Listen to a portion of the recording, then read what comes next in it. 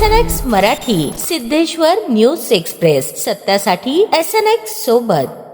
सोलापूर जिल्हा परिषदेच्या दिव्यांग सक्षमीकरण विभागाच्या जिल्हा दिव्यांग अधिकारी पदाचा अतिरिक्त पदभार योजना शिक्षणाधिकारी सुलभा वठारे यांच्याकडे सोपवण्यात आला आहे. सध्या मुख्यमंत्री समृद्ध ग्राम अभियानांतर्गत गुणवत्ता तपासणीची प्रक्रिया सुरू असून सोलापूर जिल्ह्यातील गावांची पाहणी करण्यासाठी लातूर जिल्हा परिषदेचे पथक येणार आहे. त्याचप्रमाणे सोलापूर जिल्ह्याचे पथक लातूर जिल्ह्यात तपासणीसाठी जाणार आहे. या पार्श्वभूमीवर ग्रामपंचायत विभागाचे उपमुख्य कार्यकारी अधिकारी सूर्यकांत भुजबळ यांच्यावर मोठी जबाबदारी आली आहे.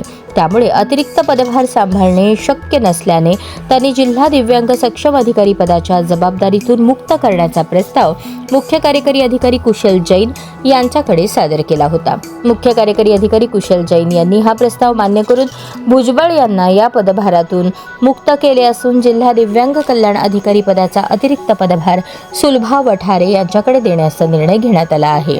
दरम्यान सुलभा वठारे सध्या रजेवर असून त्या सोमवारी पदभार स्वीकारतील अशी माहिती देण्यात आली.